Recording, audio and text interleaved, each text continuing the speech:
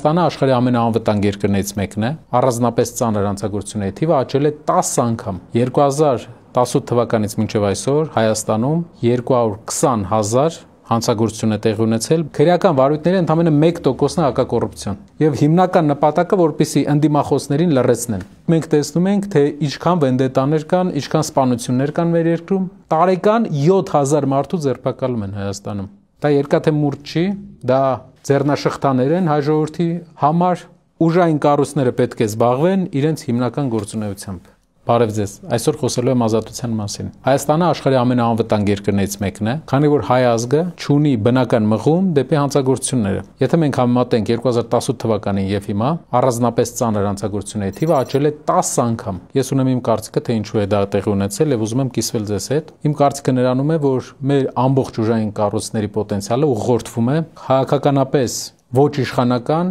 ուժերի, գործիչների, գործարարների եւ մարդկանց դեմ, մինչեւ 2018 թվականը 7 տարվա ընթացքում Հայաստանում եղել էր 100,000 հանցագործություն։ 2018 թվականից մինչեւ այսօր Հայաստանում 220,000 հանցագործություն է տեղի ունեցել, բացվել է քրեական վարույթ։ Մեր օպոնենտները կասեն, որ այդ քրեական վարույթները նրա համար են ստեղծվել, որ հակակոռուպցիոն պայքար է, կոռուպցիայի դեմ պայքար է։ Տարվա կտրվածքով, օրինակ 2024 թվականին քրեական վարույթների ընդամենը 1%-ն է հակակոռուպցիոն։ Այսինքն ինչ է կատարվում Հայաստանում։ Եթե դու օրինակ ապրում ես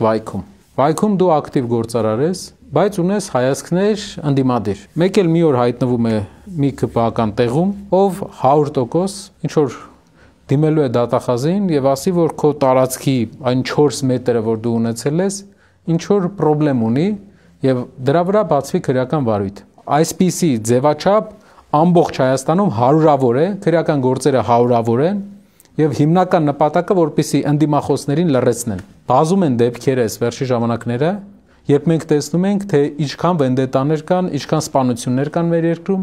եւ հիմնական պատճառը ուժային կառույցների չզբաղվելն այդ գործերով, այլ նրանք զբաղվում են օրինակ Էջմիածնի ընտրություններով։ Մյուս բանը բերթերի եւ կալանավորված մարդկանց վիճակն է եւ նաեւ ձերբակալվածների։ Վերջի 7 տարում ձերբակալվածների թիվը մեր երկրում աճել է 7 անգամ։ Տարեկան 7000 մարդու ձերբակալում են Հայաստանում։ Իսկ 2018 թվականին իրենց առաջի տամ ընդամենը 900 հոգի էր ձերբակալվել։ Մեզ ցույց են տալիս երկաթե մանդատ։ Անգամ աշխատանքային ժամին աշխատանքային նկար են գցում